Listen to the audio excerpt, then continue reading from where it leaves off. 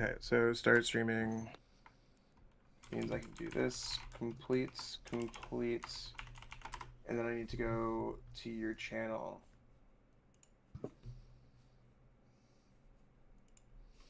Yeah, I'm gonna add everyone real quick in the old server.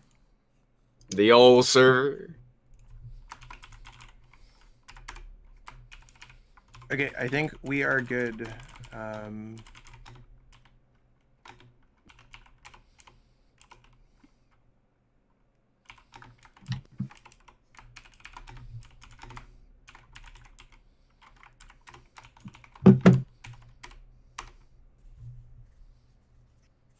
Sweet. Oh, let me go back to that. Okay, Discord. Yeah, let me tweet her out real quick. I wonder if my tweet out. Yeah, okay. I think we're live. If anyone can confirm that we're live, that'd be amazing. We are? I think I'm definitely live, yeah. Just gonna tweet real quick. So many Twitter notifications, holy cow. Okay. Okay.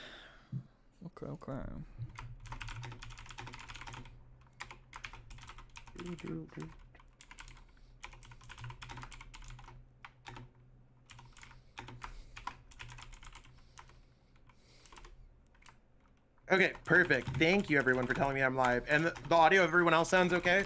There's no like echo or anything like going on like that?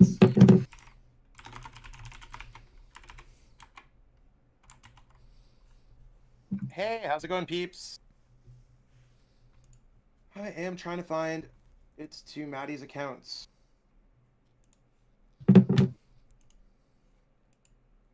And turning off my sound just so that that works too.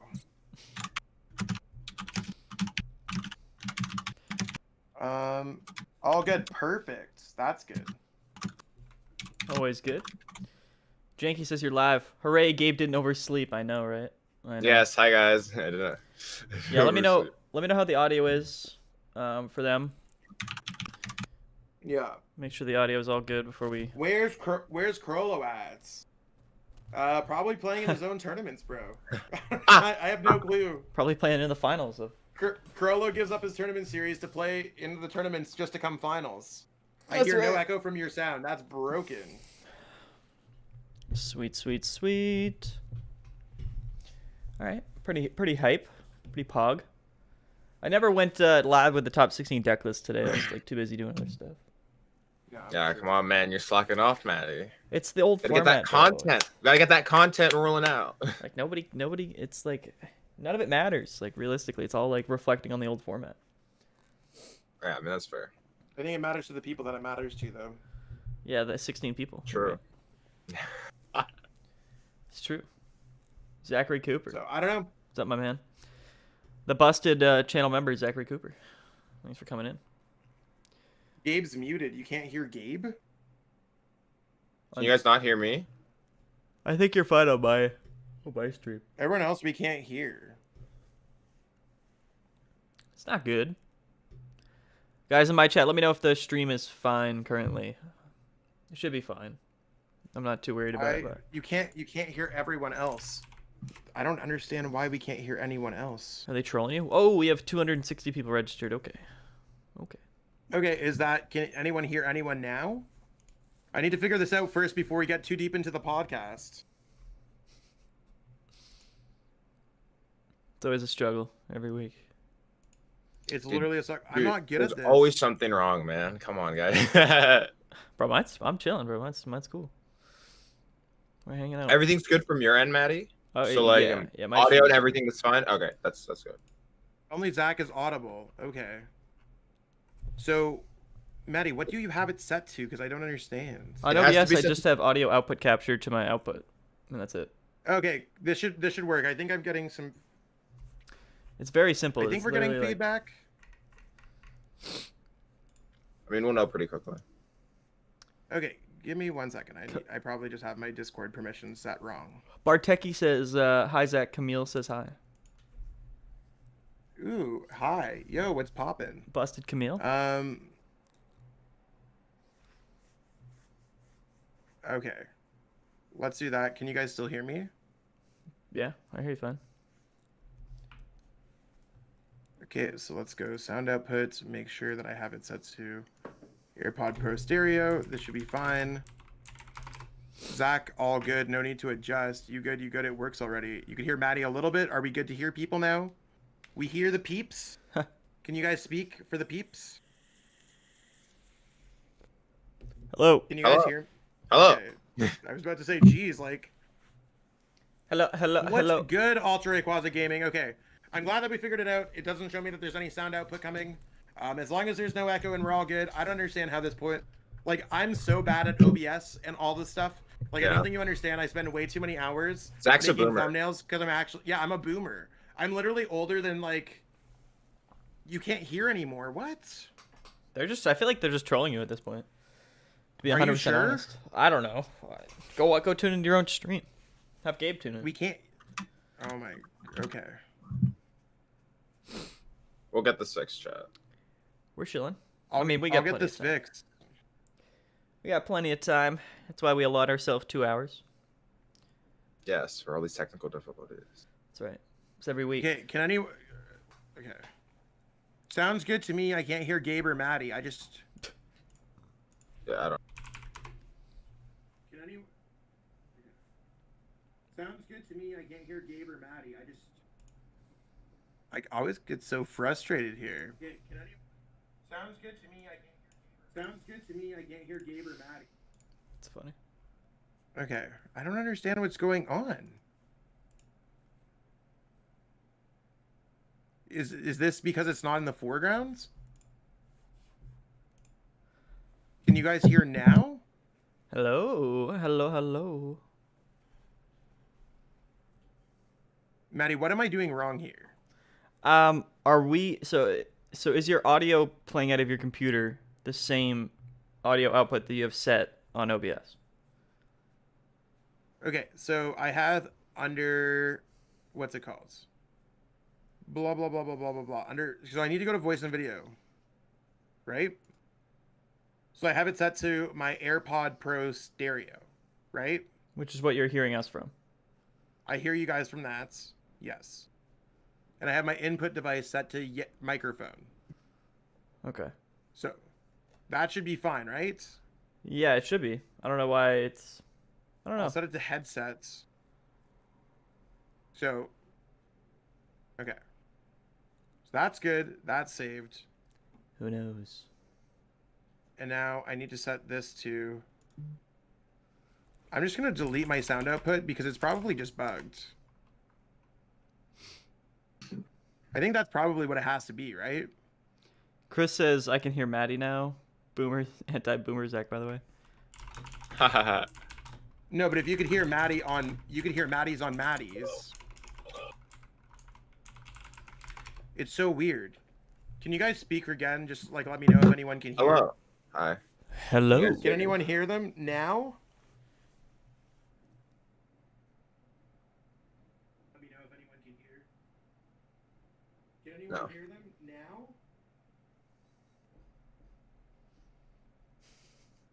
It's not working. Just tell them to haul. It's literally not. It's literally not working. What the heck? Tell We them all had to this just. solved last week. They can just all hop in my stream, bro. It's fine. We're chilling. No, we were gonna take the people watching my stream. You should call tech support. Hello, hello, ring, ring, ring. Okay, there's got to be an issue with my sound outputs. So let's go here. Don't worry, peeps. We're gonna get this solved. I'm literally just terrible at everything. Okay, plus sound outputs. Where's that one? Did you screen share to Maddie? Audio output capture 2. Done. Okay, set this to the same one. See, it's not showing. Okay. I don't understand what's going on here. We'll stick around. I appreciate it, everyone. If worst comes to worst, we'll just stick the stream over to Maddie's side. Yeah, I mean mine's working at the moment. I appreciate it, everyone. It might be something with your like headphones because they're Bluetooth. I don't know if that would matter. Well, that's exactly what I was thinking. Will it echo if I don't have the headphones in or no? Yeah, it'll work. It'll record your audio coming out of our audio coming out of your mic. I don't understand how that makes sense in my head. If you have any other headphones, I would just grab some ones that are like wired or like, I don't know. I don't have wired headphones. I'm one of those kind of kids. My mom was afraid that I was choking that. What in the world? How's everybody doing today, guys? While we're chilling, don't feel free to ask whatever you want, say whatever you want in chat. We're just hanging out. We got Chill 24 tonight. It's gonna be super sweet. We have like 250 people registered already. We still have like 3 hours left to go. It's gonna be a good one. Free entry, 200 Battle Styles packs in the prize pool, with a couple sweet bounties as well. Shout out to Card Cavern. Shout out to the Filthy Goat as well, for sponsoring a bounty of his own. So it's gonna be a good night. Teeny VMAX most played deck for tonight. I mean, it's been the most played deck I think for a while. It's been that and like ADP, and like Urshifu, right? Rapid Strike. I think it would make sense. I think Corviknight and Single Strike have been very underplayed for the last few big tournaments. So I think hopefully we're here to change that with the bounties. We're doing good, Chris. How you doing, man? Glad to have you in here. Let me just reconnect my headphones. I think it's got to be an issue where I connected them. Man, I want to check my DMs, but I can't.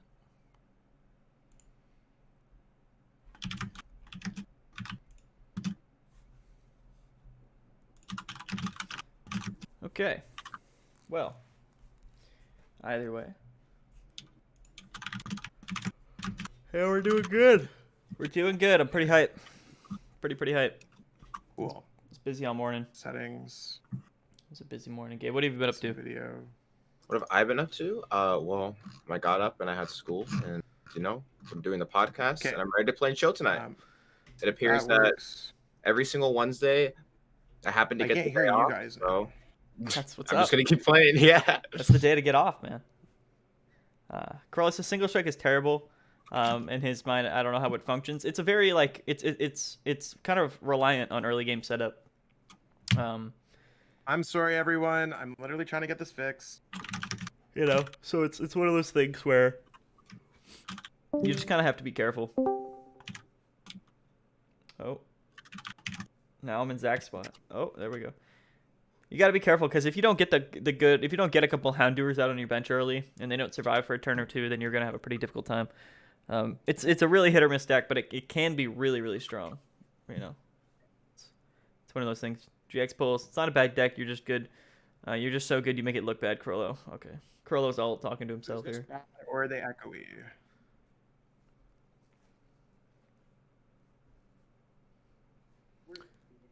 Sweet. What do you think you're playing tonight, Gabe? Who, me? If there are any leaks or if you're leaking. Let me think. I'll probably play Victini or ADP. I don't know. Yeah. One of the two. Okay, so you guys can hear everything? We're all good? We good now? Are we finally good? Am I just the worst person in the entire world? I mean, some people certainly hate my fucking guts, but word. All right, we're good. Can everyone hear? Are we good? Can I get some confirmation? I know that there's literally we haven't said anything. Yeah. Sound decent? Can you turn them up a bit? I think I can turn them up a bit. Yeah, Chris. Rapid Strike is definitely. I would say Rapid Strike's a better deck, personally, but I know everybody has their opinions. I think Rapid Strike is really good. Yeah, I agree. I think we're still figuring out how to play it, but once that kind of gets cracked a little bit, once everybody kind of figures and all agrees on a really good way to play the deck, it's just going to be very consistent, which I think is a big reason why it's good. I can hear, but your voice is 100%, and there's 20. Okay, so we should be able to hear it now. Yeah, we should be good now. Boom, boom, boom, boom. Let's get it! Woo! Okay, sorry for everyone. I'm literally so stupid. Your camera's not on at the everyone, moment, though. I'm trying to get back. So, what did we get? We got hearing Zach voice on repeat. What? Oh, TCG Dizon. Yo! What's poppin'? Alexander. Hey, broken. Chill good now. Let's go! Only 18 minutes past schedule. Only took 18 minutes, Zachary, to get this finished. Okay, to be fair, you showed up late, Maddie, and you were literally chilling on your couch watching YouTubes. Bro, I went live 15 minutes ago. It's fine. It's fine. Okay, we're that's chilling. Fine. And I'm also live on my stream. I also got more viewers throughout all this, so it shows who the people love a little bit more. Hey, stop. You live stream more than me. Stop Hey, it. also for everyone, I can't see you, Zach. No, you're fine now. Yeah, your camera wasn't on for a bit. When I got here, perfect. Zach always has some kind of difficulties, whether they're technical, some sauce on my shirt, Victini needs Giratina for tonight again. You don't need Giratina. It doesn't even work against Corviknight. So you're going to run fans, my man. Don't play Giratina. Just play Giant fans right now. Like, there honestly is, like, next to no reason. Make it a little bit easier for me tonight. I mean, it's not even... Who's winning that bounty? Do we think that anyone's winning those bounties right now? I think easily. I think somebody can easily make top 8 with either of those decks. It just depends on how many people actually play those decks. I feel like those 2 decks might be the most played decks tonight. And if that's the case, then I don't see why not. They're both solid decks. Yeah, I mean... Yeah. Ooh, Mew Squad is 302 and Funny Bunny. Let's get it. Mew Squad. Let's get it. Mew Squad. Word up. Blastoise VMAX viable for tonight, or just stick with Victini? I don't know if Blastoise is ever like super viable, but it could be a decent. I think it's a fun deck, especially with Victini being very popular. That's a fact. It could be a good meta call. Yeah, but who knows? I mean, there's not really that many great water deck choices. I still think Lapras needs more shine. I think Frostmoth decks kind of struggle with the, with the Dragapult. Yeah, with the Dragapult. Yeah, consistency. Pikarom if it ever comes back. Which I assume it will, like it'll see play. Yeah, Picarom's not gonna stay dead for that much longer. I can almost guarantee that the deck will be back in some way, shape, or form. I still don't even feel like it's that bad. People just haven't run it. Like if you just run 2 Mewtwo's and you just, who's Braviary Boy? Braviary Boy is Friedman, right? Yeah, it's Aaron Friedman. Yeah, he played it with like a Zamazenta last night and got his butt handed to him. They peak with Zamazenta. Absolutely bopped at the Crollo event. Crollo's coming second place. Aaron Friedman's dropping. 2021, everybody. Picarom's dead. Picarom's dead. When Crollo's coming second at the tournament, Picarom's dead. What's the viewers count record for this podcast? I don't know. I think somewhere in the 30s for live. How many times have we gone live now, Maddie? 3 or 4 times? This is our 4th time live. No, this is our 4th time live. I don't know. When we had LDF, we were at like 50 at one point, I think, on my stream. I don't know. Yeah, I don't stream too often on my channel, so it's not really. So I'm going to be streaming my chill run live like every other Wednesday, so check that out. Let's get 50 tonight. We can get 50 for sure. For sure. I mean, I think we could get 50. When we were streaming the top 32 for the beach tourney, we had like 150 at one point. That was crazy, man. I think he's talking 50 for the podcast. Yeah. Oh, yeah, that's true. Crollo winning chill tonight? I mean, don't count on it. I'm just kidding. If Crollo wins chill tonight, I will literally personally give Crollo 200 packs online. He's gonna win chill tonight with a 3-3 lineup of both Corviknight and legitimately no scoops or anything to make a meme funny or something like that. If Crollo wins, Crollo, if you're out here and I see that you're on Maddie's stream right now, not on mine, thanks, homie. It's one of those things. I will totally give you 200 packs. You told me you were gonna give me 200 packs. I'll return the favor right back to you. I think Chris says, would ADP ever use Tool Scrapper? I think it does a lot of times. I'm trying to think specifically what it's good for. It's good against like those tag teams that like to run like a big charm to get out of Zation KO range, I think. Yeah, and like I would have to say like probably like one of like the biggest reasons people aren't playing Scrapper right now was simply because Rusted Sword kind of replaces the extra damage that you needed to hit. Right. So I still think Scrapper is like okay, but it's just really not needed in this meta because like I don't really know like any specific number that like you actually need to hit right now that Scrapper would give you that Rusted Sword doesn't. I actually think like because like Dragapult's running like power plants and like maybe 2 Crobats without the Dedennes. I feel like maybe just running like a big charm or 2 in Pult right now would be good because it does get you out of range with the resistance to single strike Urshifu KO, as well as like you can put a big charm on your Crobat on the bench and kind of keep it safe from an ADP snipe.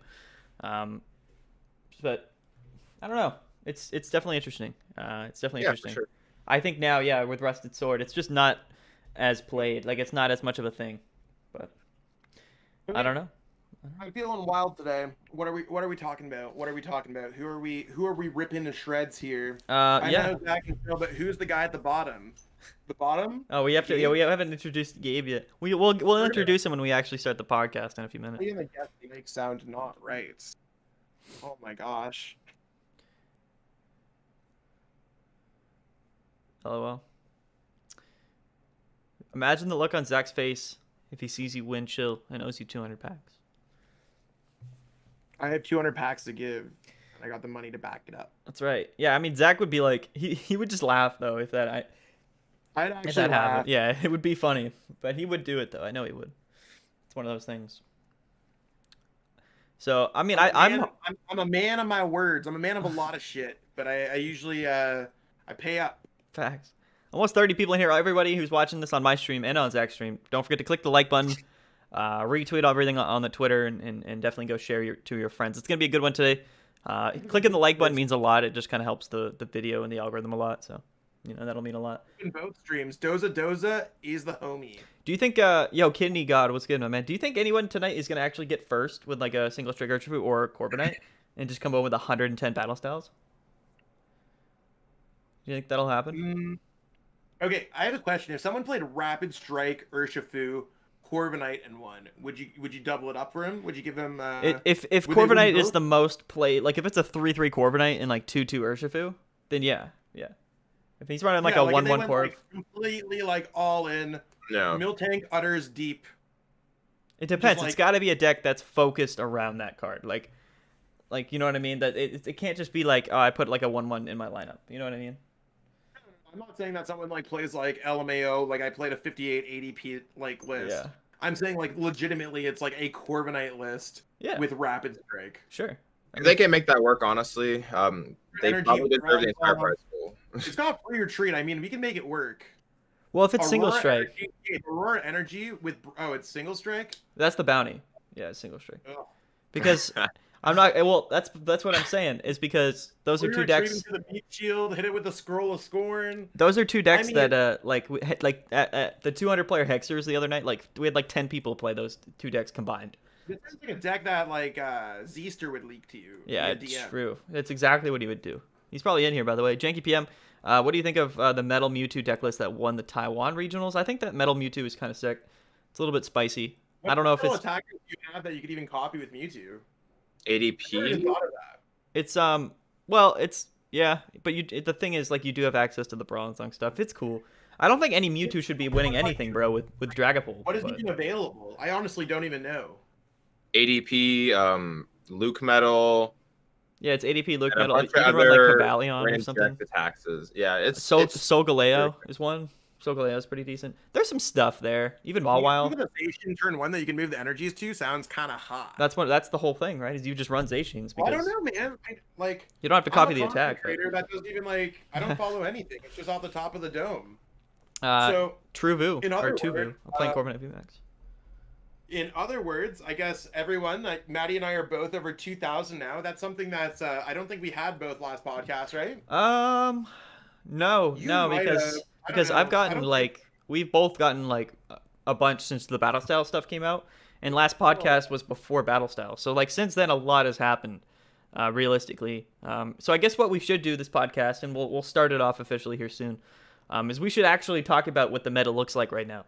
Because I think things are a little bit different than what we expected, going into it, realistically. Where do we think that it's going to go, I guess? You know what I'm saying? I think that that's a good place to start. And I think we can carry that topic for a long time. Obviously, we're going to be taking questions from the chat room. Everyone feel free to ask your questions. We'll answer them. It'll be incorporated into the podcast for sure. I think I need to go. I'm going to go, to the bathroom real quick, just take a leak, and then we'll just hop into it. What do you think? Yeah, I think we hop in. Hopefully, is the mic is everything going good with the volumes, guys? I think I can hear. Woo. Gabe, can you talk for half a second? Yeah, you get Vile Plume. You can run Auroras in the deck, right? So yeah, you have a lot of options in that deck. So have you looked much into the new Chilling Reign, Zapdos, Celebro, VMAX, things like that?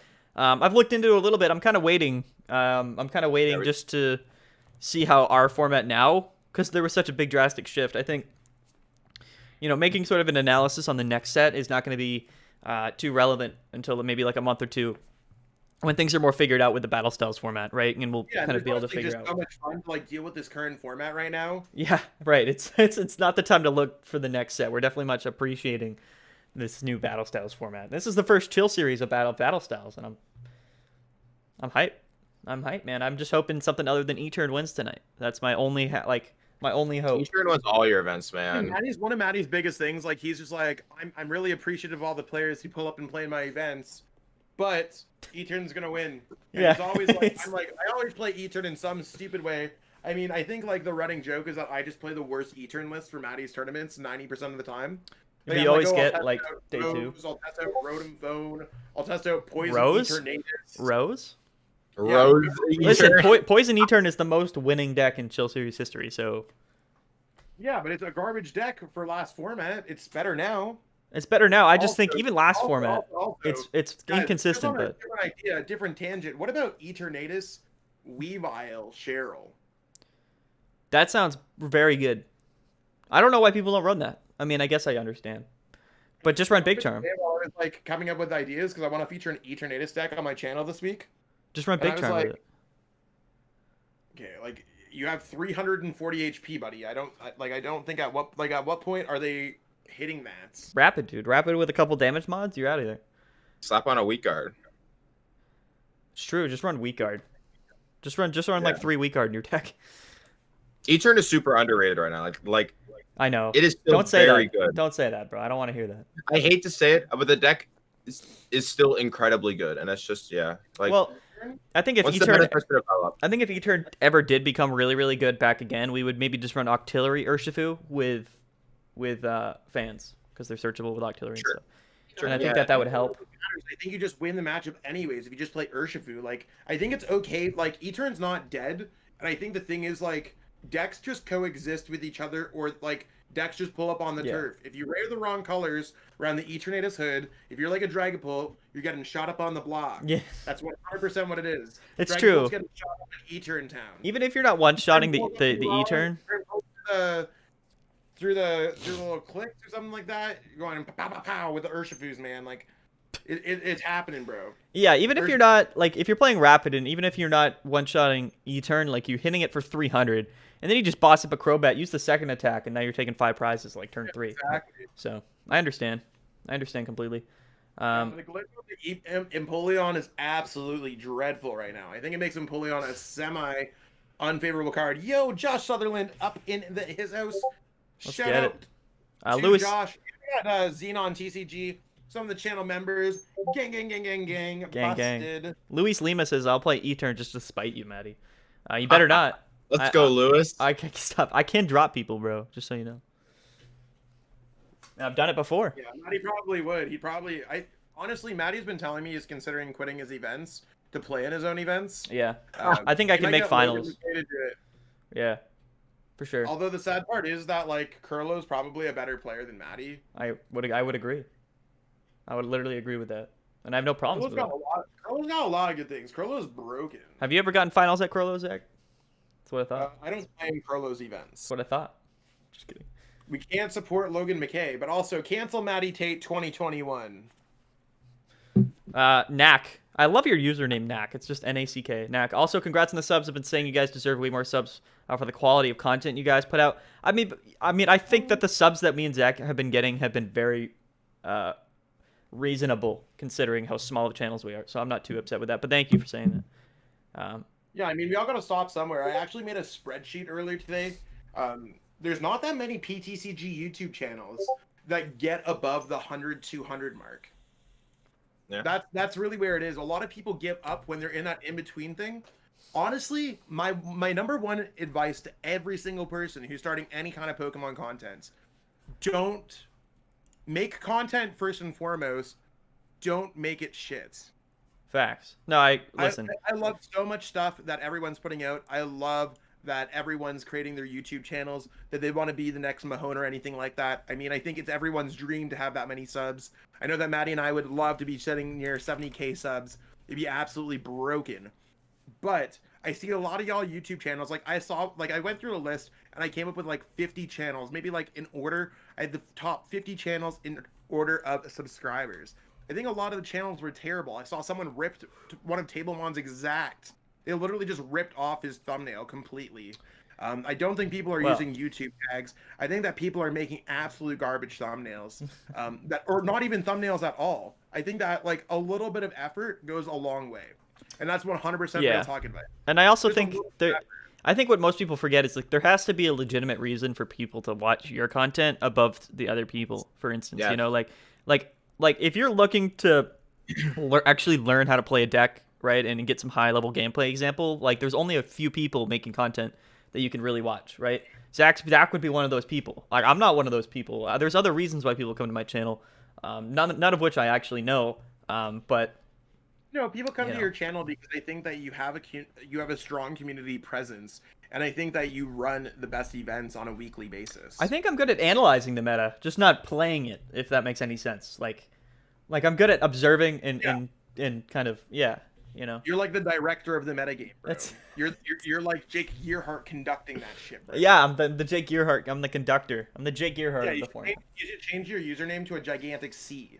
That sounds busted. That should be your profile picture, just a big C. Tuvu says, I only play decks Maddie posts up on YouTube, which is a dangerous game to play, I'll tell you what.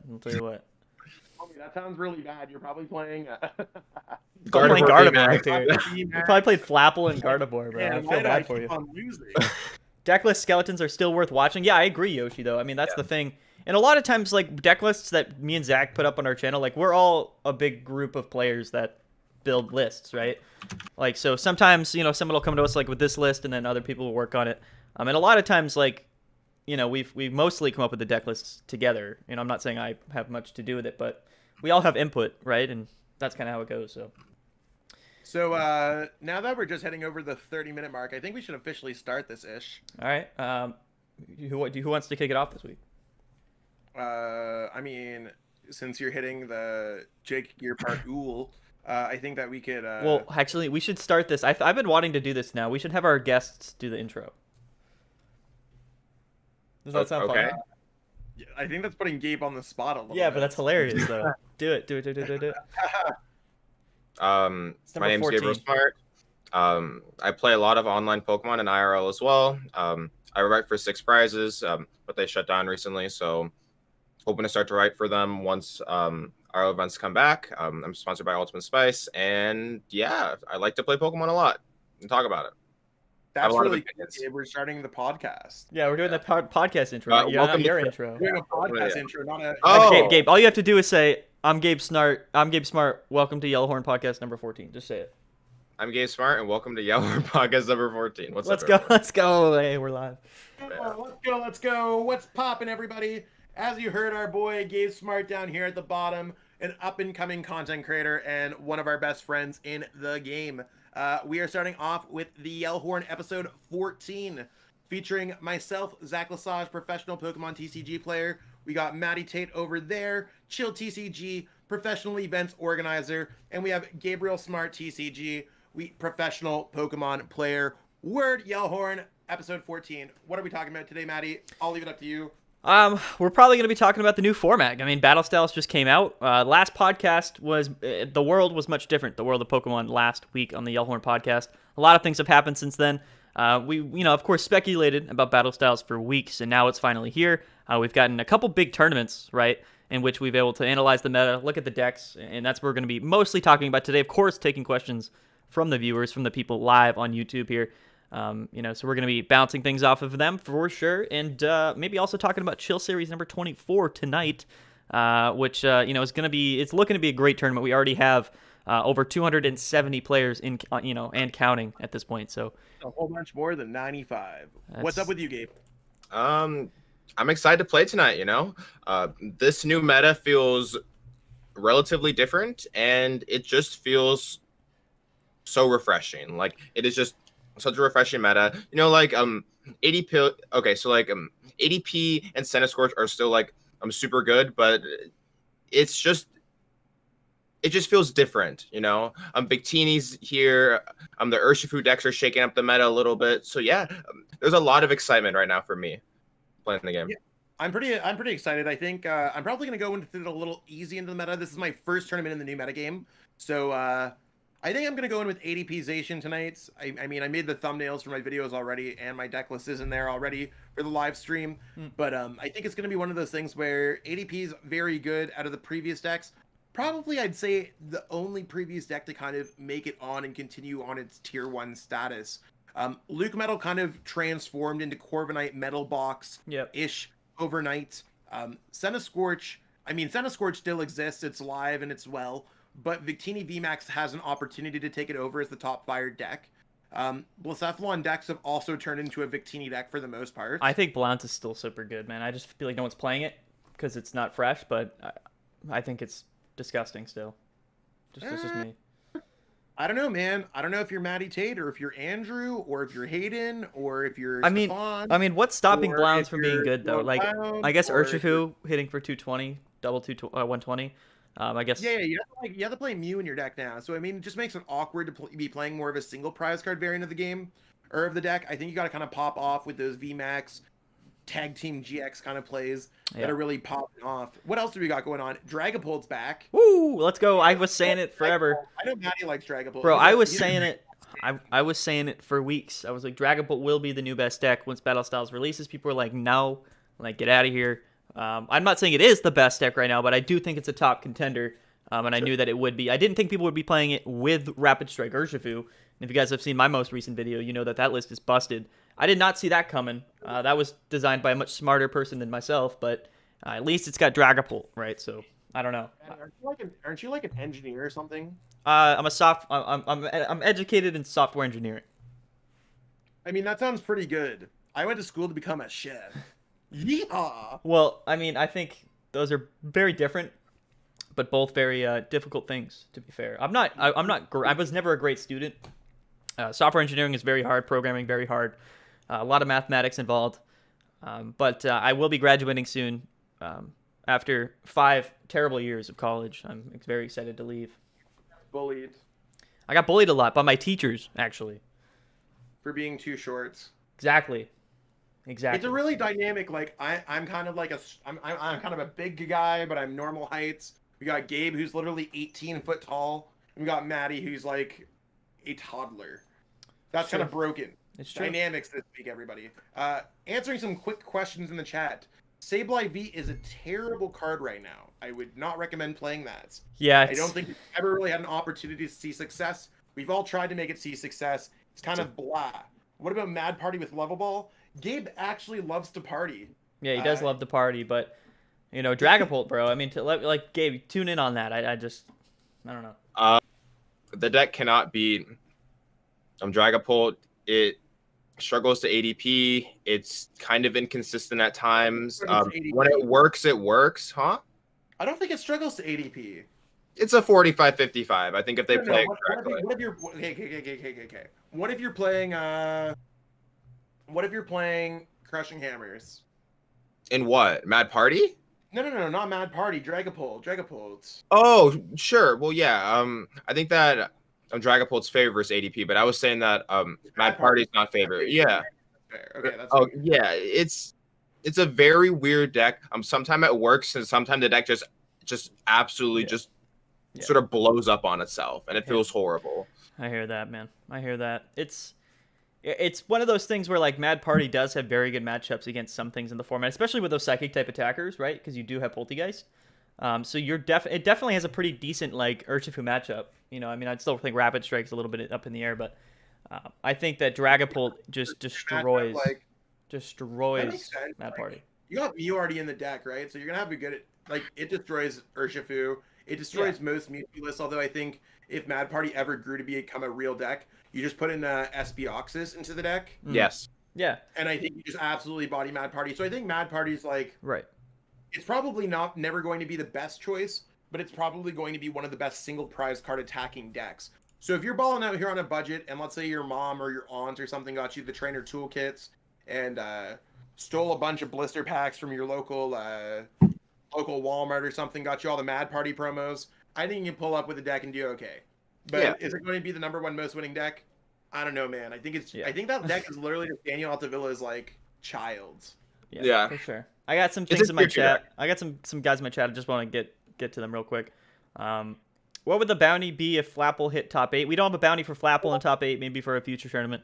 Can you guys tell me how many Zacian V need to be playing ADP? Some people play 3. I think 4 is probably the typical number there. 3 is probably fine though. Who knows? Don't make fun of Maddie. He has the stash. That's exactly right.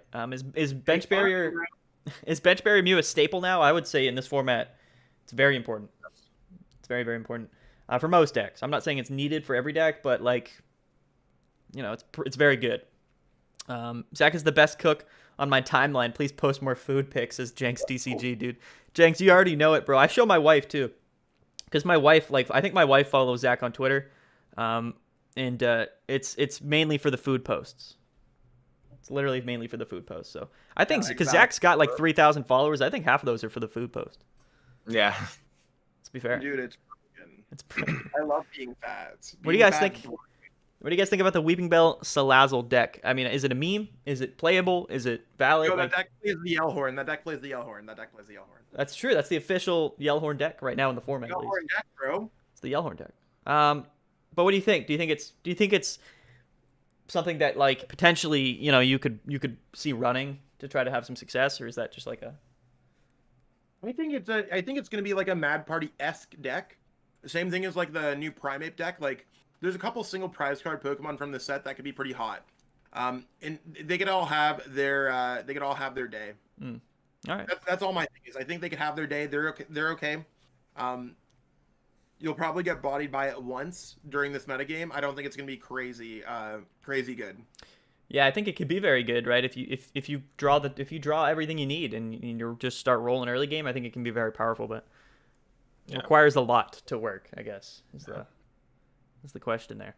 But you know, just looking at the past few tournaments, I think that the best Battle Styles deck so far, even just the best deck in general, seems to be Victini. And I think the most successful Victini lists have been, you know, kind of like just pretty much Senti, but with Victini thrown in there. You have the Cram, you have the Reshi, you know, you run Welder, Scoop Up Nets, Engine. So do you guys think that that's the best way to play Victini? And do you think that Victini is actually the best deck right now? We'll start off with Gabe. I feel like Gabe's like shy and quiet.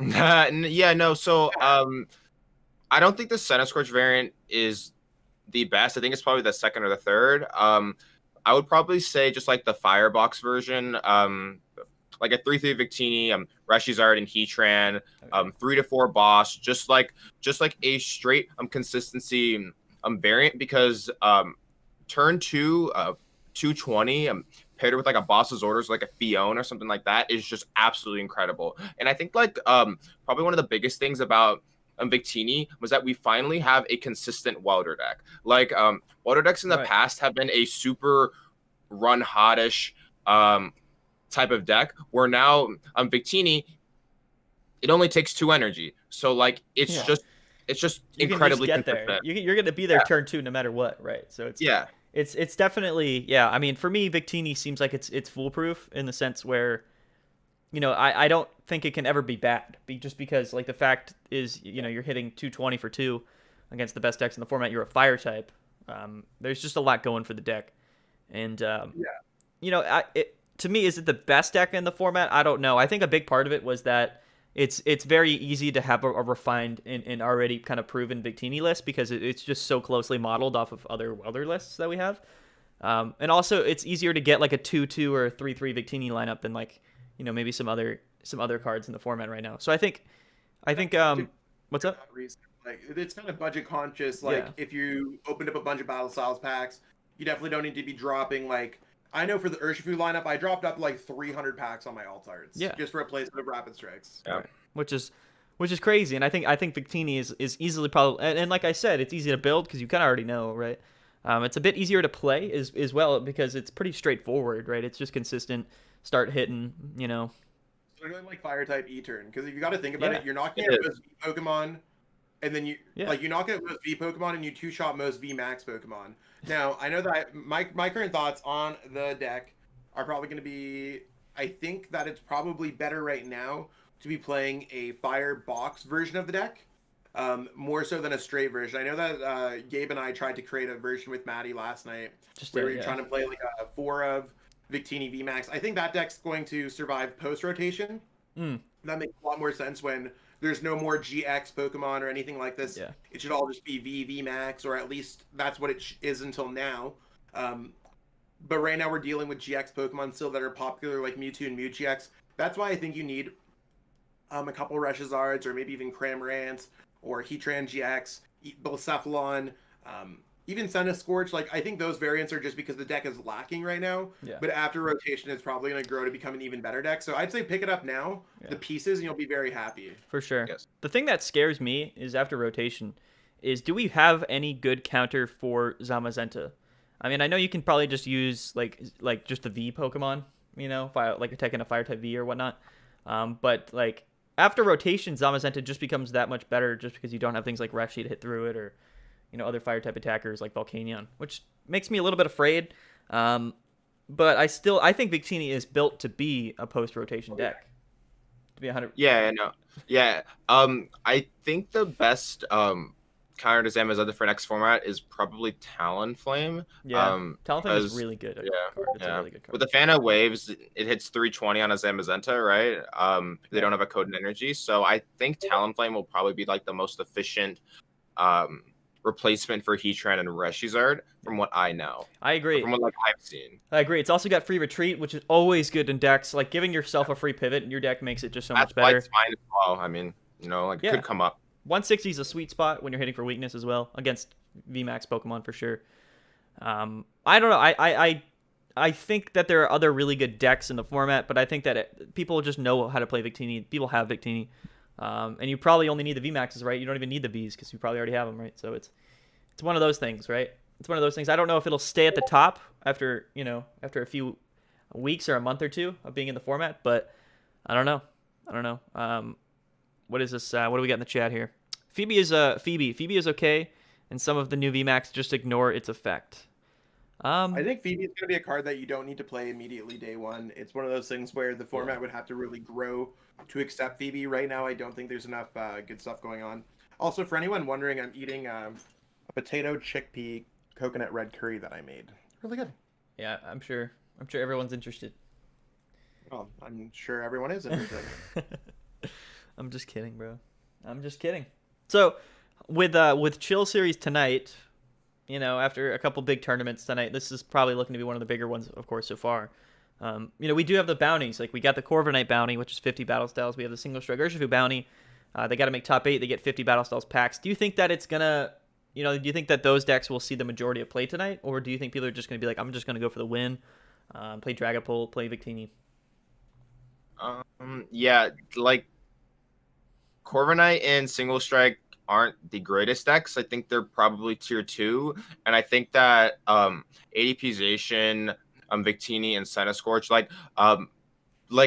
so many of the players that play in your events are playing to win. Yeah. Like, sure, the 50-pack bounty is nice, but I think like a lot of players would just rather go Ultra Creation, Boss Game, or Welder. Yes. Turn 2 300 damage. So I think that you might see a small increase, but the decks combined should probably take up no more than 10 to 12% of the meta. Yeah, I think it could go either way, but what I think is going to happen, and what my hope was originally, is that those decks that weren't not seeing a lot of play, I mean, I do agree, Gabe, I do think Single Strike is like tier 2, but I think Corviknight is about tier 1.5. Like, I think it's better than Single Strike, in my opinion. It is a good deck. I just think everyone's playing Welder right now for good reason. Yeah, sure. But I think everything's gonna even out, and that was my hope, was that we have an even amount of Rapid Strike Urshifu, ADP, Victini, Single Strike, Corviknight, all the new decks hopefully kind of even out in terms of their play, and everything is very even in the metagame, which I think will be really cool to see. But we'll see. I mean, if we have 80 people playing Corviknight tonight, then I got to be careful for next week for sure. For sure. Yeah, I don't know. I think that it's still really early in our metagame. It's probably hard to pick up cards for a lot of people. Like, we got to remember that we are in a global pandemic. There's people who are losing their houses.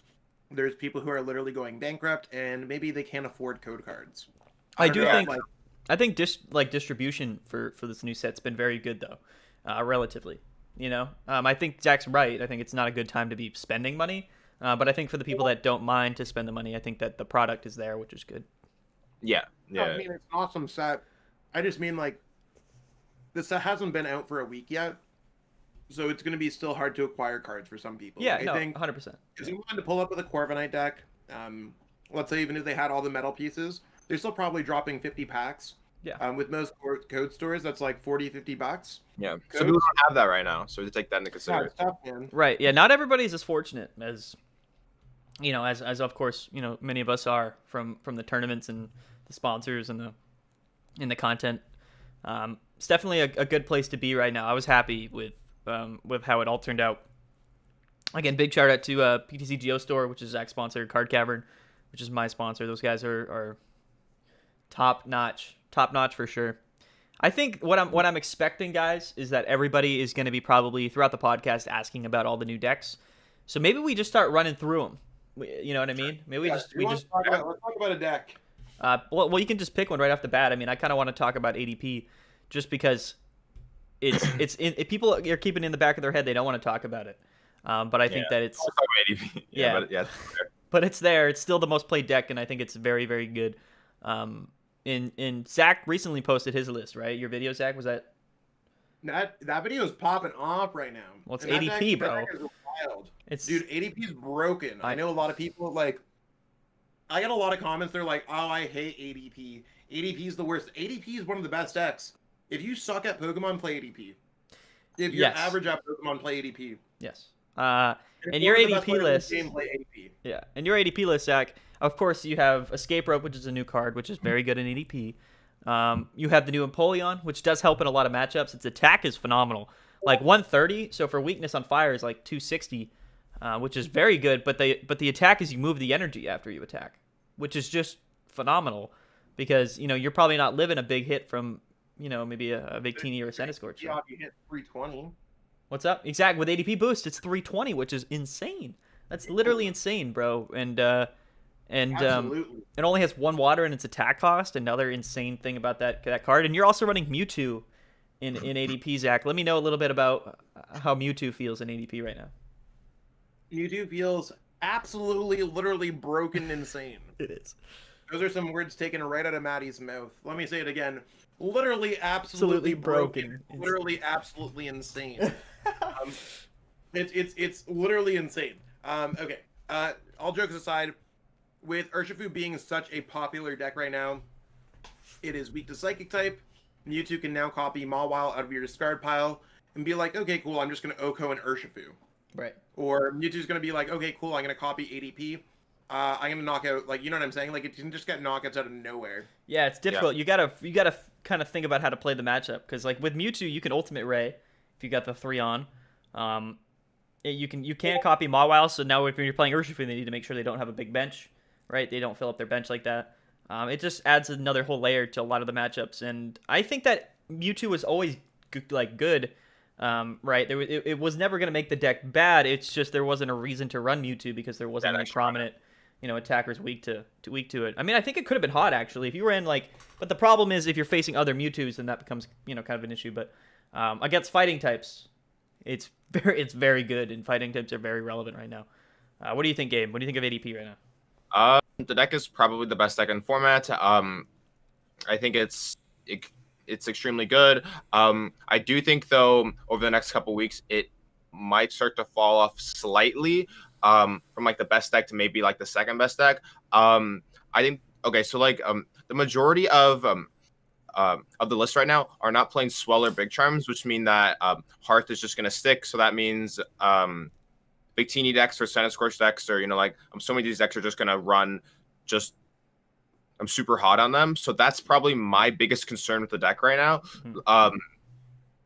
Which is probably why the Empoleon is very good and actually probably needed right now. Yeah. Because that probably is only your only super sketchy matchup right now.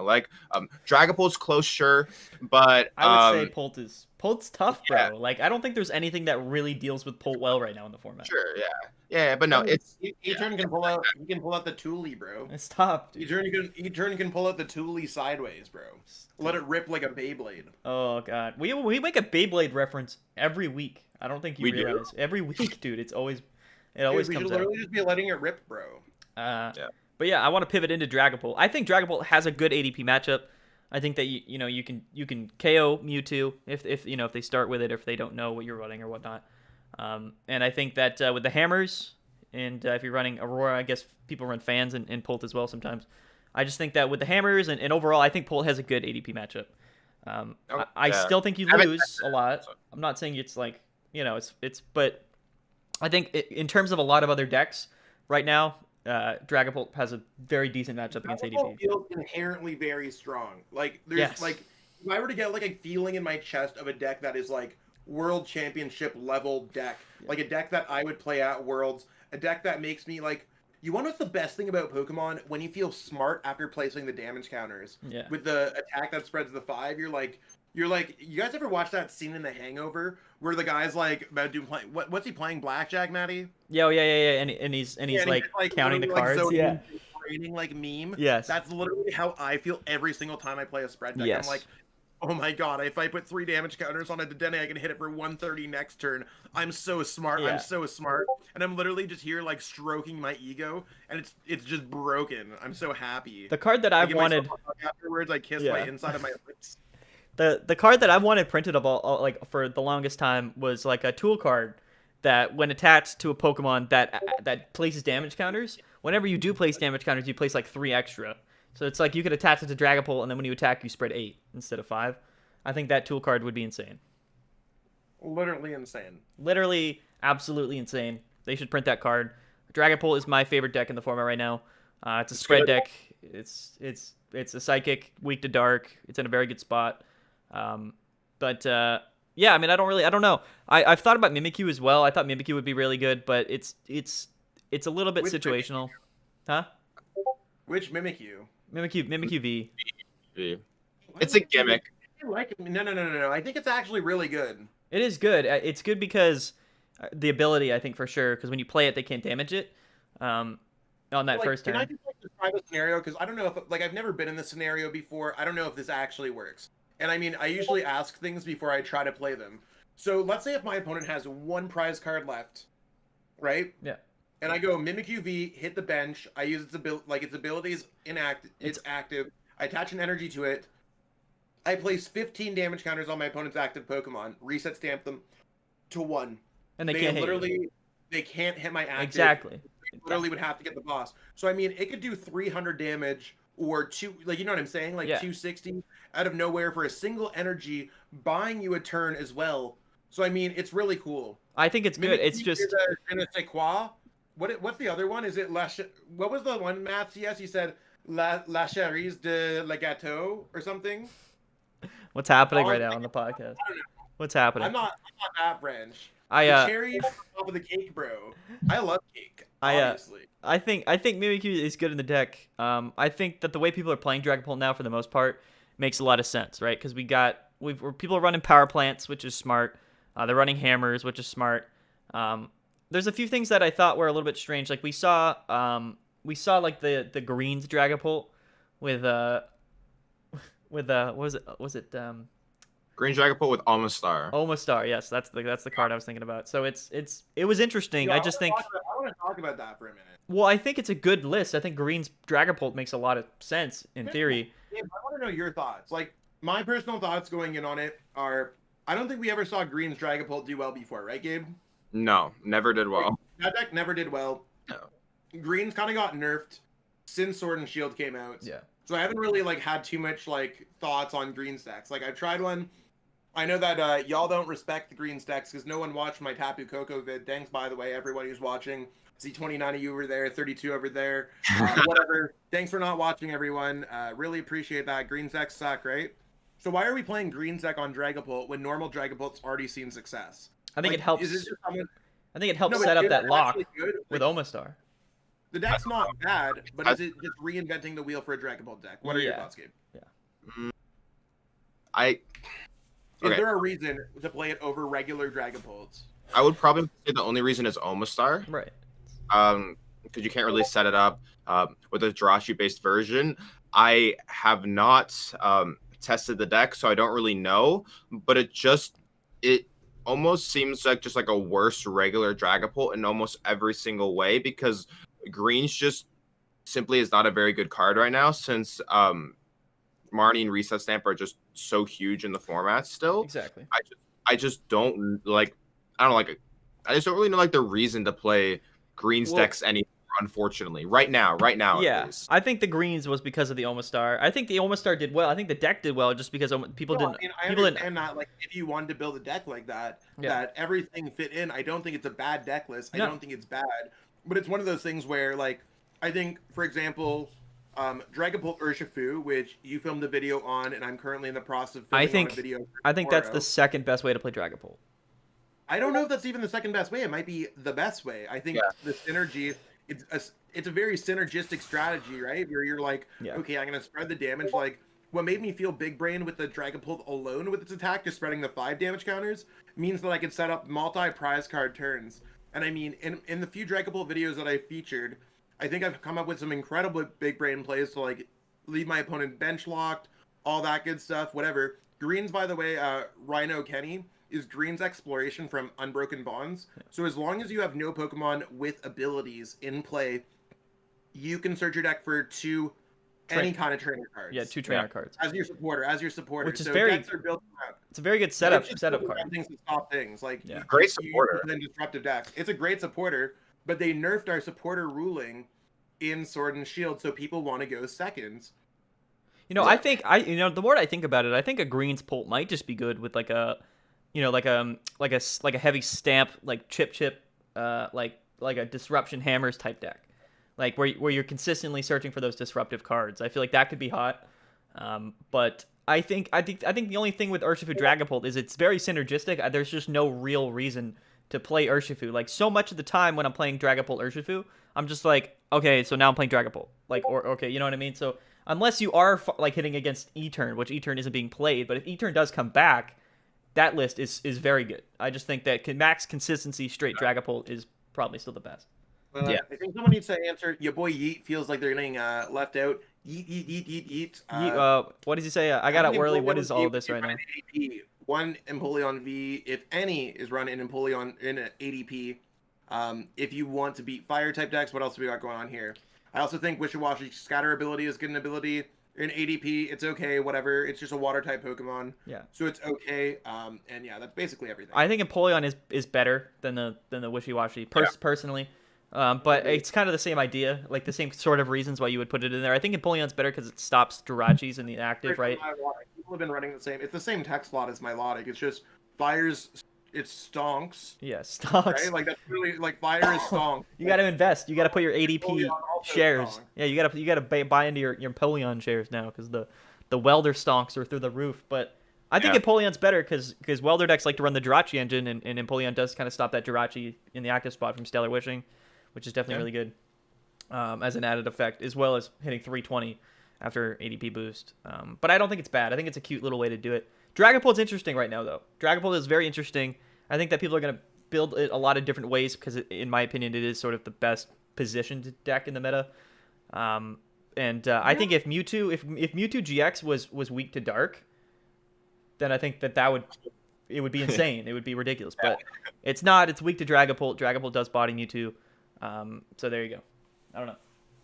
Yeah, no. I mean, Dragapult has a ton of options right now, and the deck's biggest issue was a Dark matchup, and Dark is now kind of irrelevant right now. So the deck is like, okay, well, that's the one bad matchup gone. Here we go. Exactly. It won its first major events at Hexters, and I think 7 to 8 months. Like we have not seen this deck do anything in almost a year. It's been a very long time. It's been 9 months since Rebel Clash. You two literally grabbed all the acorns, put in its little mouth, dug a big hole, and was like, "Peace out, homies. Yeah. See you in the spring, bro." E-Turn was like, "I'm taking my ball and I'm going to, I'm going home, boys. This is not fair." Yeah. I'm taking this 8-ball to the dome. Yeah. It was tough. It was tough, man. I don't feel bad for E-Turn though. It had probably more success in a 6-month period than anything I've ever seen. Yeah. No. E-Turn might be more successful than Jake Clearheart thinks that they're successful. That's hard to imagine, but it could be true. That's hard to imagine, but that's how successful E-Turn is. Yeah, your boy. I love you, Jake. I said last week I was gonna. I followed Jake Earhart back. I feel bad. I had guilt. For sure. I had to spread some love, and I like the new profile pic. Chris says, can ADP decks use 1 to NAGX if player owns just one Dedenne GX, you can. I just think that the more Dedennes you have, make the deck a lot better because it's the type of deck where you're going to want to dig. You're going to want to dig. You can get away with 2. It's not going to suck. You can get away with 2. No, the deck would suck. The deck would suck. It's too inconsistent. Like, you literally...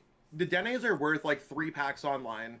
And anyone who says that they can't acquire things, they're literally giving 8 battle stacks packs away for standard and expanded events, right? So, like, I think anyone could sit there and be absolutely terrible at the game with a theme deck and be able to get some free battle styles packs and then trade for a Dedenne. There's no excuse. Yeah, you have every way possible right now to get Dedenne. There's literally no excuse. I might just buy like 30 and just start giving them away because a lot of people don't have Dedennes because they still think they're expensive. On 3 codes, you get a Dedenne GX right now. If you do not have $3, like it's like $2 for 3 codes. It's $2 of code, sure. I will personally give you $3. No, yeah, I would not suggest it. I think you can play ADP though with one Dedenne. I just don't think it's not good. If you're playing it with 3 Crobats, maybe to compensate, and that's worse. Well, I'm not saying that. I'm saying you can run it. Straight up honest, like it's one of those things where, I mean, I guess it could work.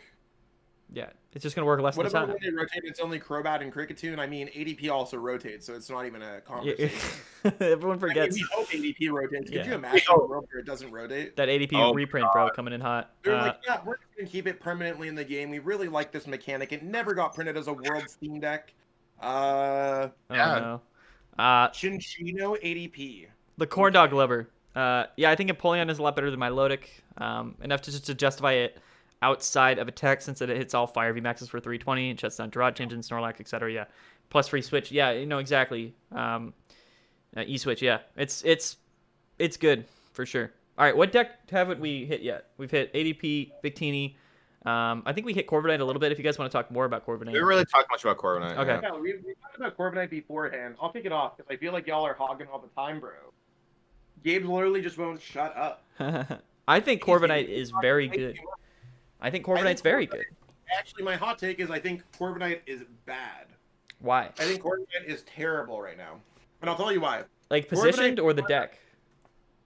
Wait, what? Like, is it it's not positioned well or the deck's bad?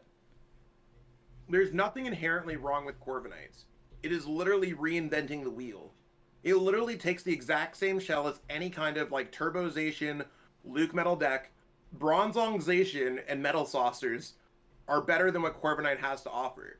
This is my exact same argument that I had with the Luke Metal, where it's like I feel like Luke Metal decks is literally Turbozation decks that are just like 2 Pokemon.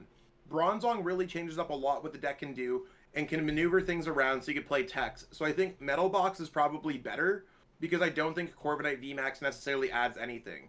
If you ask me how many times that I've ever used whatever it's called, the Cheryl Bronzong combo, my answer is like not enough to warrant it. Okay. If you ever ask me if I'm like able to get out like the Corviknight retreat into the other Corviknight, so I mean I think the Cheryl Bronzong stage 1 VMAX that's metal type combination is cute, but at the end of the day I find myself like hitting for 240, keeping the damage on, having a dead hand. It literally feels like Luke Metal with a Dedenne and a Crobat and an Eldegoss, which is literally just better than what it is. So, I mean, I think that the deck will eventually just transform into Metal Box. And, I mean, I said I hate Luke Metal. I think Luke Metal is a fake deck. Luke Metal has Luke Metal beats E-Turn. The deck absolutely sucks. Like, anyone can tell me otherwise. Should never play so much fire, man. They're literally playing chess. I'm going on a rant. Yeah, it's too much. Like, literally, we're, like, flying high. I'm flying higher than Corviknight right now. I think on the roof, bro. I think Corviknight has a lot of merit. I just think people need to figure out a good way to play it. Seriously, why? Like, I'm literally trying to say, like, one of the most competitive players in the game, I think Corviknight's an absolute shit card. I think it's hard to knock off. I think it's hard to knock off. It makes it harder to knock off the coding energies on Corviknight. I think sure, it's in a fire type setting that it's fine, but I'm fine to lose to a fire type deck with a metal type deck. I'd rather play like a water type deck and just move the energies to an Empoleon and smoke my opponent with like a Leon Empoleon. Yeah. I think that might have more merit than a Corviknight. It's one of those things where I just don't feel like the card brings anything to the table, to the Metal Box, beyond it having free retreat. At that point, why do I not run Switch Escape Rope? Well, you can run Cheryl with it. That's the whole point. That's the whole point. I could run Cheryl. Cheryl's like some whatever.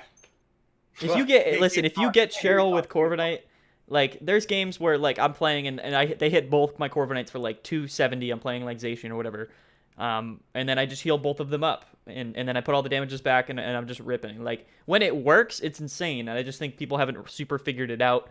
And I think it's obviously Welder archetypes are very good right now. So I think that's a problem with it. But what do you think? I want to know what your opinion is, because I feel like Maddie and I are having a divide. I think that straight Corviknight is not great. I think that the Metal Box variant is good. Yeah. My hot take is that Single Strike is one of the worst decks in existence, and Corviknight actually has potential as one of the other VMAXs in the set. We just don't know yet how to build it properly. And I think that as time goes on and people start to learn like what the deck needs and like what changes, then it becomes decent. But I think that the straight Corviknight just isn't great. But the Metal Box. What about like, okay, so my whole thing is, why is there like straight Corviknight is terrible regardless. I think Corviknight at most right now I have like a 2-2 or a 3-2 line or a 3-3 line. 2-2 line. Yeah, you definitely shouldn't go 4-4 Corviknight without any. Yeah, I don't think you're rocking a 4-4 Corviknight. I still consider that a Corviknight deck though. If you have 2-2 Corviknight and like 2 Zacians and some other attackers, I still consider Corviknight. What point is better than Zacian? You literally don't hit numbers that Zacian can't hit. Like, it literally is. You have to evolve to do the same amount of damage as a Zacian, and you have free retreats. So sure, like your opponent's gonna Fan of Waves you anywhere. Everyone's playing Fan of Waves now, and they're not. Well, that's why it's not positioned very well in the format. But I still think the deck is very good. I think people are playing those cards because the deck's very good. No, I'm just saying, like, okay, there's nothing in. Okay, I'm gonna take back everything that I just said. Corviknight VMAX, there's nothing inherently wrong with Corviknight VMAX. It's a solid card. It is not as strong as the other components of the deck that already exist, which are Bronzong, Zacian, and Zamazenta, because that's usually what carries the deck. 90% of the time, those are what's going to carry. You're going to use Corviknights to kind of hit something, and then they don't knock you out. At that point, I mean, sure, I think I'd just rather play a defensive card, like a Reset Stamp or another Marnie or something. Yeah. So it's one of those things where, like, I don't think Corviknight holds its own. Again, I think that just like a Metal Box variant is probably better. I think it's probably more. It's probably worth more than your time to look into that.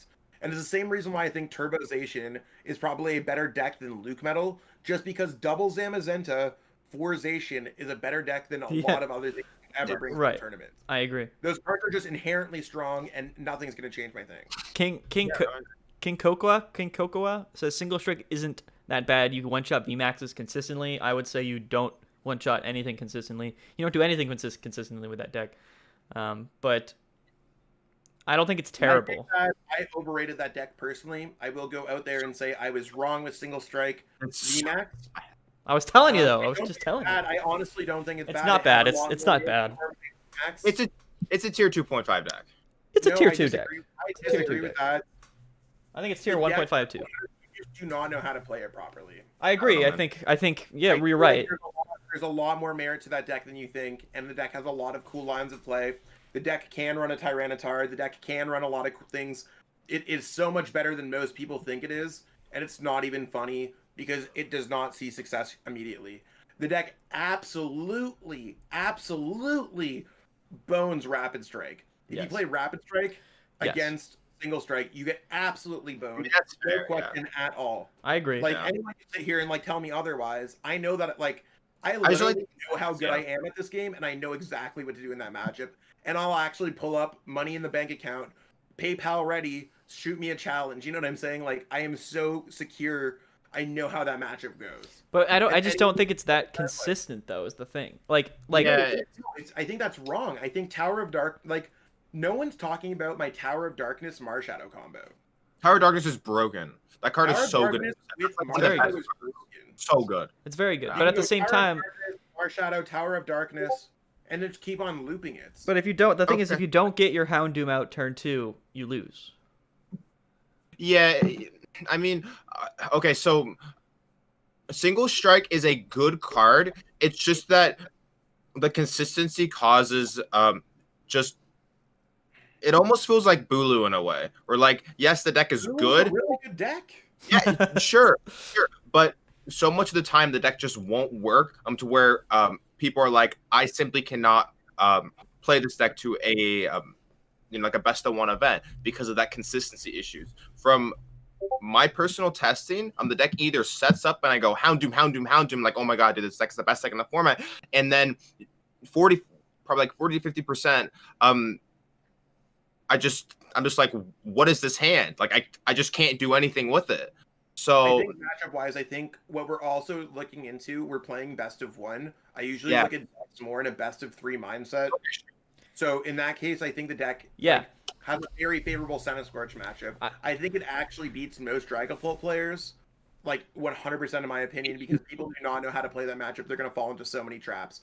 I don't think we have the best deck list for it yet, but it is definitely going to be one of my side projects. The deck is so similar to Reshiram and Charizard GX, and it's missing only like that little bit of like there's a couple screws loose. That's literally it. That's all it is. I just think the deck is broken otherwise. There's just some strange things with single strike in my opinion. But I do think we're not gonna know what's going on until these GG Tour tournaments come, these best of 3 majors cash tournaments, which I'm excited for. Big shout out to GG Tour, our sponsor. They are gonna be running a big free entry cash prize tournament coming up in April. It's not overlapping the Players Cup 4. I'd like to play in that. That would be nice. Yeah. No, this is the actual one, like an actual regional style one. What's not the just date like of it? The 13th. It's like mid-April. Yeah, it's mid-April. I don't know the exact date, but we're making sure it's not overlapping with anything. For sure. Yeah. Already existent. But that's when the real stuff comes out, right? We did our GG tours. Yeah, we had our GG tours. We saw Blounds and Pika win because those are, in my opinion, the strongest decks right now, and especially in a best of 3 format, or at least they were. Sorry, but but it's gonna be different. And like tonight, where we have, let me just double check real quick. We're gonna hit 350 probably today. So yeah, I mean, we're gonna see like what the meta really turns into here. Yeah, tonight we're at 305 right now. That's literally 40 people from like literally like a half an hour ago. Yeah, so I mean it's one of those things where tonight it's going to be hilarious. I think the meta is a little bit skewed a bit because of our funny bounties. But I hate that, by the way. I literally ripped Maddie to shreds on a Discord call. I was like, Maddie, you are ruining the competitive integrity of our game. I feel this is the same thing as when Limitless decided to ban ADP. I don't like when people mess with a good thing, man. It's like, literally, made by one. Do you ever remember when you were a kid? I don't know, like if this was a thing just in Canada, that like cat rabbits were like a thing. What are cat rabbits? Like rabbits and cats when they mate, that they give like birth to like really weird like rabbits that like run like a cat. That's a thing. There's no way that rats and rabbits can breed. No, not rats and. Rabbits and rabbits and cats. Is this the boomer? Rabbits and cats, bro. They definitely. I'm just saying. What I'm saying is that's what I feel like your tournament is, bro. You're just like kind of molding the metagame with your own like sick thoughts, bro. Well, I think that y'all are donating some packs in there, but it's whatever. I mean, Canada's a weird place. I'm just saying, like. No, I don't think I think the idea. I think I get that idea, and I think that there is potential for the metagame to be completely, altered in a way. No, but what I'm saying is with the rats and with the cats, and the rabbits. Like literally, what I'm saying is there used to be this like myth that like the cats outside would mate with the rabbits, and then you get rabbits that run like cats or cats that run like rabbits, and they just die off pretty quickly or something like that because there's some like weird human experiment or like weird animal experiment, right? Like how there's like the mermaids and stuff like that. But it's one of those things where like that's the way that I view Maddie is like sprinkling like manipulating the metagame. I don't think that there's Canada rabbits and cats can make Charmanders. Okay. Anyways. Yeah, I don't know. Maybe if you light them on fire. I don't know. But what I'm saying is I don't like the idea of a bounty when you get people to play tier 1, tier 2 decks, because it just means the metagame is going to be skewed. Because of course I need to take that in account to whatever it takes, right? Like it's one of those things where I know you're telling me Corviknight, I think Victini might spike up a little bit more than that. So I mean, sure, you're getting the metagame going, but I don't necessarily I think it's an artificial metagame at that point, and I think that there's like an asterisk beside it. I don't think the metagame is artificial, but the some of the levels will be somewhat artificial, but to that point, things are going to be evened out, in my opinion. How would it not be artificial? Huh? And honestly, like for the sake of like a fun discussion, we're not removing any cards though. I don't know, Gabe. I feel like you need to be the tiebreaker here. Of what? Do you feel like the metagame changes enough by Maddie introducing bounties for Corviknight and No. Single No, Strike? not at all. Really? You don't think that there's going to be a bunch of people who are literally trying to win some packs? I think there's going to be a good amount of people, but even if more people play Corviknight and Single Strike, those are decks that haven't been played at all in the last few tournaments. So even if those see a little bit of play, and the top decks see a little less play, it's just going to even out the total metagame. Okay, so bounties have been done before for different tournaments, and the meta really hasn't changed that much. Like because no one's been as influential as Maddie. Okay, sure, but what I'm trying to say is that like probably Corviknight and Single Strike combined will not. It will probably take up 10 to 15% of the meta, no more than that. I would say no more than 20, but yes. There's no way it's only 10%. No, definitely not 10. I think it's going to be more toward like 20. It's going to be more than 10%. Yeah. So I hope we can so. Those cards should be more than 10% of the meta. 15%? My whole thought process is like, do you remember, Maddie, like maybe like 10 episodes back, you're like, I highly encourage people to not play ADP for my event. You know what I'm saying? You remember when you had that thing where you're like, I frown upon it. Like that was that was kind of a test, which is what this is. Decriminalized all the drugs, and you decriminalized. You're like ADP is legal to play in my event, but don't play it. Wink, wink, wink. And then it saw significantly less play. People listen to what you say, so I just think that it's going to change the metagame. Yeah, you're literally the Elon Musk of PTCG, and I guess that's how it feels sometimes. Yeah, I don't know. We'll see. And again, the intention, of course, never was to alter the metagame, and that's why I picked decks that I thought were viable decks, but decks that were not seeing play. You know, if you looked at the 200-player Hexers tournament, like literally, like less than 5% of the meta share was those two decks combined. Yeah, and that's the reason why they were picked. You know what I'm saying? So, because I'm not going to be like, I'm not going to be like, play Victini, win 50 packs, or like play Flapple and win 50 packs, and then we have 10 Flapples in the tournament and none of them do anything. It's I mean, it's not Flapple. Yeah, Corviknight to the moon. I mean, Corviknight probably can fly to the moon because that burb has free retreat. That's true. Exactly. Like, here's some wholesome content. So I was literally walking my dog Willow, and if you've ever watched one of my streams, she's probably eating some snacks or something in the background. She's a rough collie dog. We literally took her to the dog park today, the off-leash dog park, and Michelle and I saw a baby woodpecker pecking away at a tree. Talking about burbs. Literally saw a woodpecker. Woodpeckers are. I mean, where I live, Zach, there's a lot of woodpeckers, but there was no peckers in the forest, but there was a woodpecker. You don't got no peckers in your forest? Definitely not that day. Okay. We saw one dog. It was a little bit snowy. My dog ate some mud. I threw her into. Well, not threw her. I'm not an animal abuser. I lightly tossed my dog into the pond beside it, and she drank water, and she was very happy. And then I took her to get a puppuccino afterwards, and she's ruining my couch because she smelled like wet dog. Puppuccino. That's my kind of like end of story rant. Puppuccino sounds busted, bro. I want some puppuccino. All right, are there any other decks? Are there any other decks that we've yet to cover? We haven't really talked about. I mean, we talked about Single Strike. What about Rapid Strike? Huh? You're loving the mood that Zaxxon's Rapid Strike? Oh, I have a lot of things. You got a lot to say about. We got Count the Money Dan up in here. Ooh, Count the Money. Count the Money. I know I was recently on. Shout out to the Pittsburgh. Triple P Pittsburgh Pokemon podcast. Big shout out. Pokemon podcast. Great guys, man. I had a lot of fun on their round table the other day. Yeah, it's kind of fun. It's very fun. Gabe talks about round table. I think he talks about how expensive their pizza is. Yes. Do not buy pizza from there. What in the world are we? Dak's argument is invalid. He just admitted that decks were tier 2. They are tier 2 decks, but it's one of those things where, like, whatever. Yeah. Whatever. I think it would be awesome to see a Corviknight or a Single Strike Urshifu win the tournament, come home with 110 packs, and we dab on them like that. They probably need them to get better cards anyway, so let the power be to them. Good luck to everyone playing those cards. Rapid Strike. I think Rapid Strike is broken now. I think it's good. I like Rapid Strike with Dragapult more than I like any other Rapid Strike deck. I can agree with that. I think that deck is disgusting. And if anyone hasn't played it, like I looked at that list, Zach, and I was like, this is ridiculous. Like, why are people playing this? This looks terrible.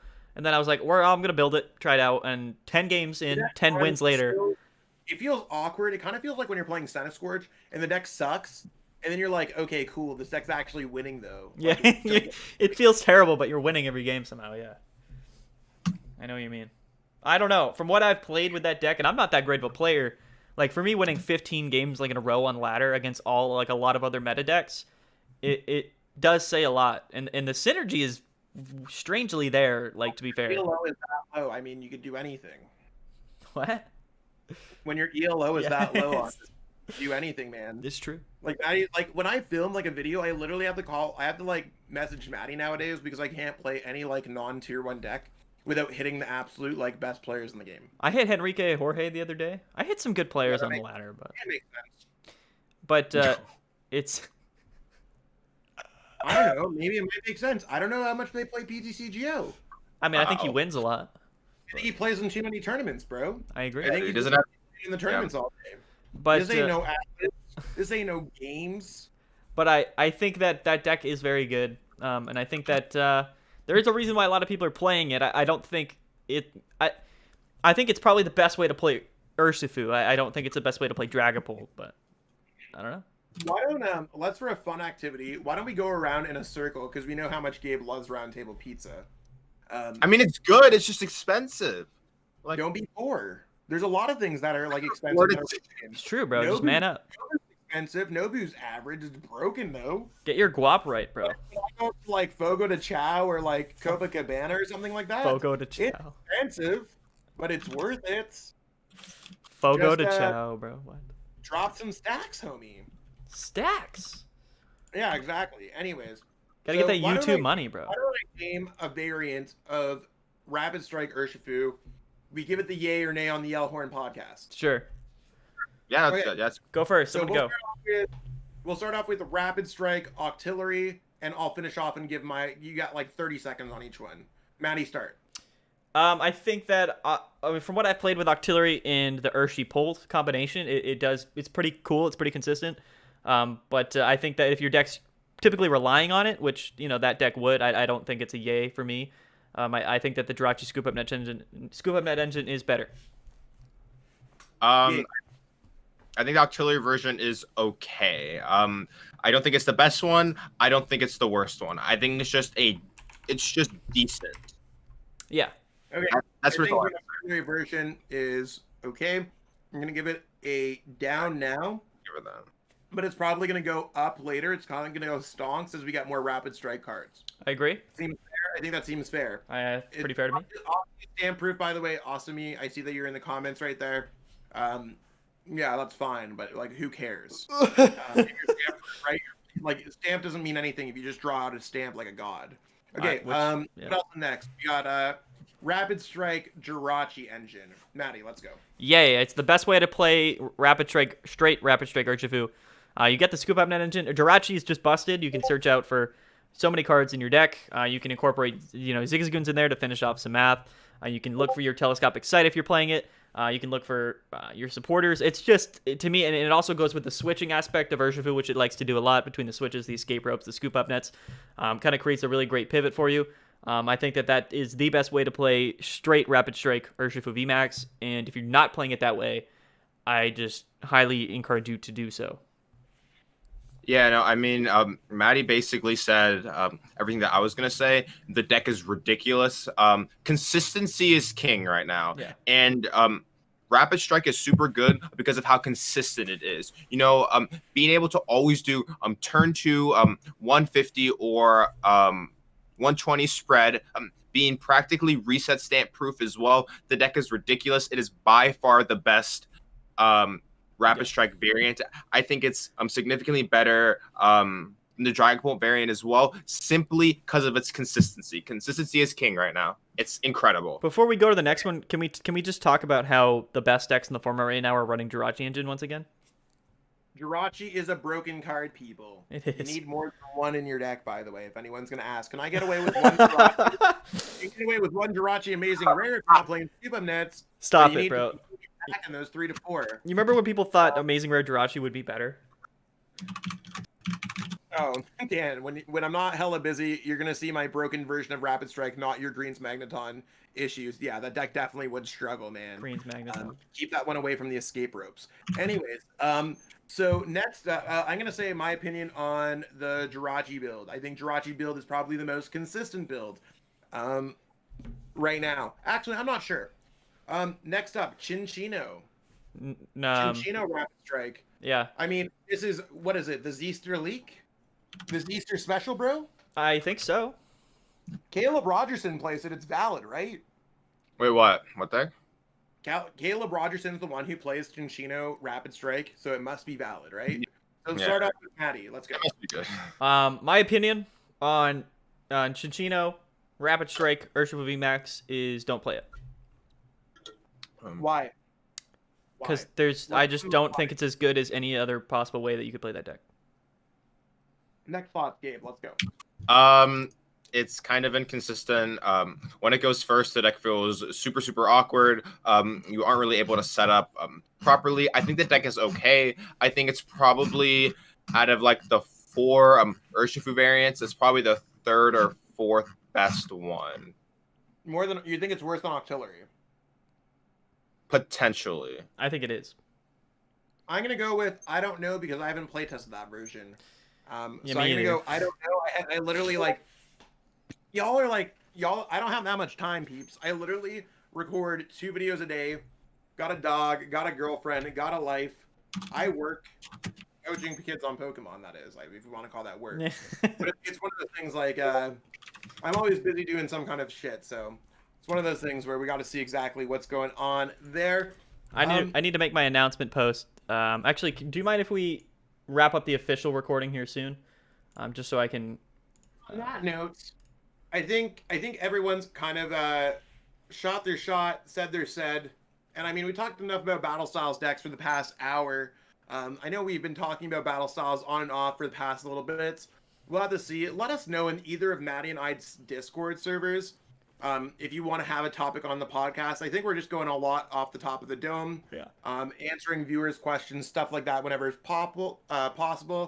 So it's one of those things where we'll have to see exactly how it goes. But I think the opinions that we got on here are absolute straight flames. Should be pretty cool in general. So hopefully everyone enjoyed watching this podcast live. And if you're listening to the audio version, you should tune in every Wednesday between approximately 3 and 5. Sometimes we're late, sometimes we end it early, but we are running our live podcast on Wednesdays. So I do want to kind of I want to let Gabe talk for a little bit if Gabe wants to say anything about what he's doing. He is our special guest. You should totally check out Gabe on all of his social media, which is going to be in the description of this YouTube video. But Gabe, I'll let you say any final thoughts that you have before we sign off. Yeah, thanks for having me. Battle Styles has been super fun for me. Thanks everyone for having me. Go follow me on Twitter. I'm going to post a link in the chats if that's okay. If you guys want to follow me there. That is where I post most of my stuff. You guys can follow my turn reports, and yeah. Let me mod you real quick, Gabe. Yeah. Did you post it in my chat? Yeah, I did. While they're figuring this stuff out, I want to give a huge shout out to our sponsor, GG Tour, for making this podcast possible, running some of the most elite online events available for some sweet, sweet, sweet cash prizing. We do have some stuff coming up in April, so check out the GG Tour website for all of that stuff. There is a link in the description below for that. Maddie does help run those events out, so if you've played in the chill events, they are the real deal, run by the guy who runs the best events, so that you have the best cash events in the game. Totally awesome. As for me, I'm Zach Lesage. Thank you so much for watching this. You can check out my content at Zach Lesage PTCG on all available social media. And Maddie, I'll let you. Who are you, Chill?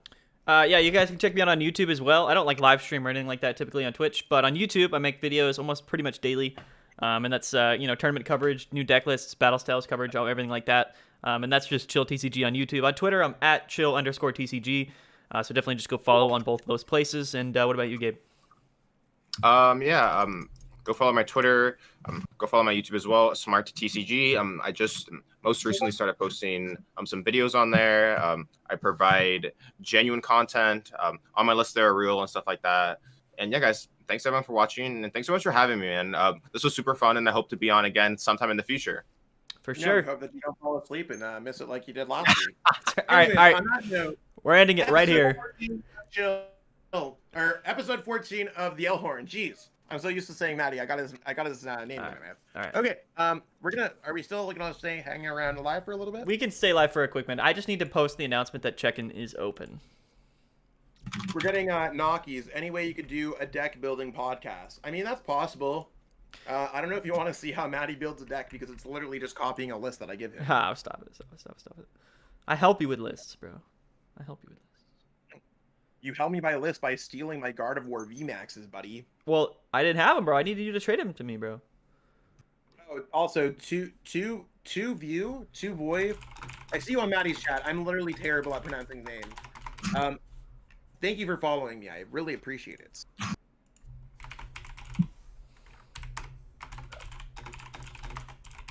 Yeah, so I mean, you can see what goes through your head while you deck builds. I mean, I think I do a lot of that while I'm on my channel. I do have a video about deck building, so hopefully y'all enjoyed that. But that being said, I'm going to go off live on my portion. It's been real today, everyone. Thank you so much. And my live stream does start in about an hour. So stay tuned for that as I play ADP at Chill. Peace out. And we're still live on your side, Maddie, just so you know. Okay, yeah, I can edit. Here, give me 1 sec. Let's just, where are we at? All right, guys. Everyone in my chat, thank you guys for tuning in. I appreciate it. You guys are the bomb. We're going to get out of here. Peace out. Don't forget to play and chill. It's play. It's going to be great event. Let's go. It's going to be in like an hour and a half, a couple hours. It's going to be dope. Definitely go check out my last Dragon Ball video. Yeah, I don't know. All right, guys. We're getting out of here. Thank you so much for watching. I've been Maddie from Chill TCG. Goodbye. Thank you. Okay, goodbye. Bye. Okay, bye. I got